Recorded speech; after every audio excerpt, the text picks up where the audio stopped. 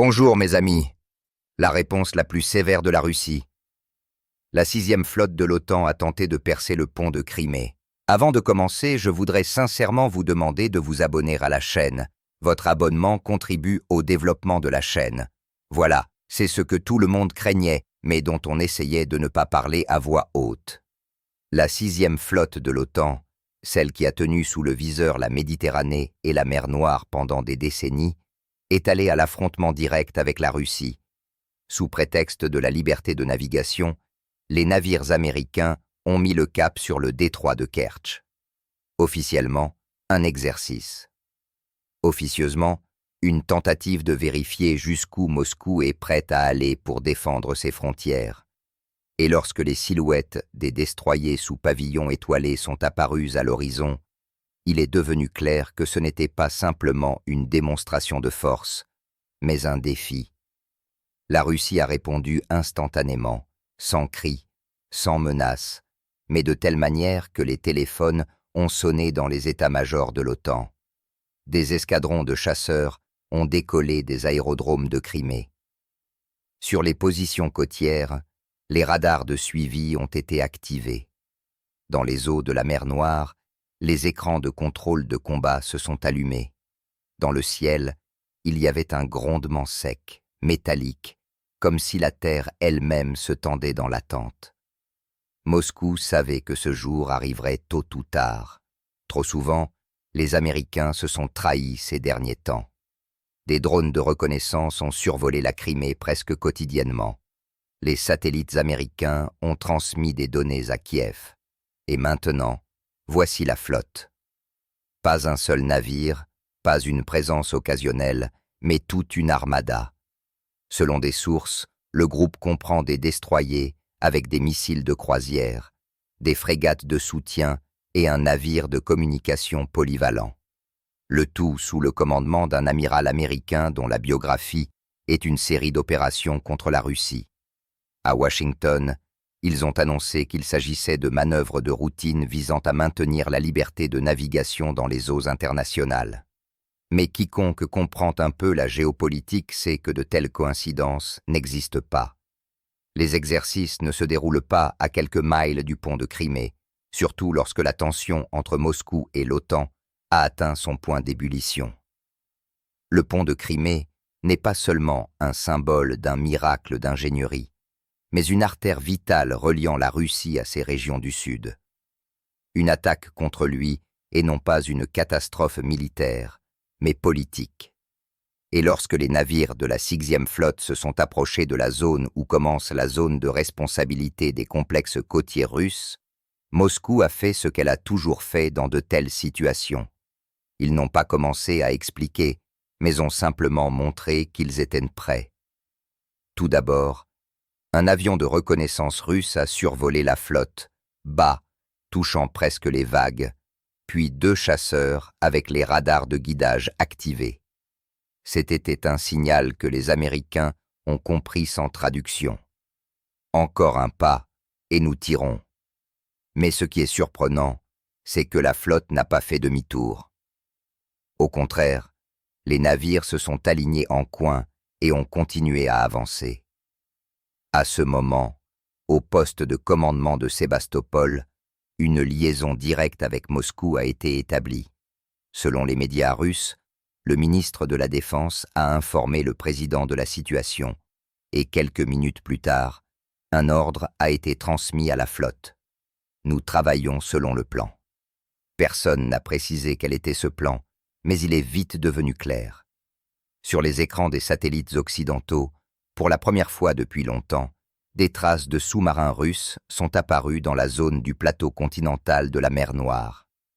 Cela signifiait que Moscou avait déployé sous l'eau non pas de simples observateurs, mais un échelon complet avec la possibilité de riposter. La situation est devenue critique. Pendant ce temps, des réunions d'urgence ont commencé à Istanbul et à Rome. La Turquie était nerveuse. La mer Noire est sa zone d'intérêt, et tout affrontement pourrait se transformer en catastrophe. L'Italie et l'Espagne ont rappelé à la hâte leurs conseillers militaires des navires américains. Seuls Londres et Washington ont conservé un calme ostentatoire. Leurs responsables ont répété comme une incantation. La Russie doit comprendre que la mer Noire est ouverte à tous. Mais la Russie l'a compris à sa manière. Elle ne fermait pas la mer, elle la protégeait. Ce soir-là, au-dessus de la Crimée, pour la première fois depuis de nombreux mois, toute la ligne de défense aérienne a été activée. Le système Pantsir, les complexes bastions, les stations radars le long de la côte, tout fonctionnait comme un seul organisme. Et chaque opérateur savait que si un signal était reçu, il faudrait tirer avec des munitions réelles. Moscou n'aime pas les déclarations tonitruantes, mais ses actions parlent toujours plus fort que les mots. Quelques heures après le début des exercices de la 6e flotte, le ministère russe de la Défense a annoncé des manœuvres surprises de la flotte de la mer Noire. Des vedettes lance-missiles, des frégates et des patrouilleurs sont sortis en mer. La formulation officielle était sèche. Vérification de la préparation des forces en cas de menace pour les communications maritimes. En réalité, c'était un avertissement. Encore un pas, et il sera trop tard. Pendant ce temps, les destroyers américains continuaient de mettre le cap à l'est. Ils étaient accompagnés d'avions de reconnaissance, patrouillant au-dessus des eaux neutres. Mais dès qu'ils se sont approchés de la ligne de démarcation, les Sukhoi et les MiG russes ont commencé à manœuvrer littéralement au-dessus de leurs mâts. Dans les terres, on entendait de courtes négociations, sèches, nerveuses, sans émotion. Les Russes sont trop près, a transmis l'un des commandants américains. C'est leur mère, a répondu le second. Un tel dialogue ne figure pas dans les communiqués de presse, mais il décrit avec précision l'essence de ce qui se passe. La Russie a clairement fait savoir que la Crimée et tout ce qui l'entoure sont sous sa protection. Et quiconque décide de tester cela risque de payer cher. À Washington, ils le comprenaient, mais continuaient de pousser la situation. Les responsables ont répété que Moscou devait s'habituer à la présence de l'OTAN dans la région. Seulement, Moscou s'était habitué à autre chose, au fait que les menaces doivent être réprimées immédiatement. C'est pourquoi, quelques heures après l'incident près de Sébastopol, des mouvements de complexes de missiles ont été remarqués sur les positions. Ce n'est pas un secret. Les satellites de l'OTAN ont enregistré des lanceurs pointés vers la mer. Après cela, la flotte a soudainement ralenti. Les Américains ont compris qu'il était dangereux d'aller plus loin, mais la retraite est aussi une défaite. Ils ont donc tenté de faire croire que la mission était accomplie. Le rapport officiel indiquait que les exercices s'étaient déroulés avec succès. La flotte a démontré sa présence et est retournée à sa base. Seulement, le monde entier a vu. Ce n'était pas une démonstration de force, mais un test qui s'est terminé par une douche froide.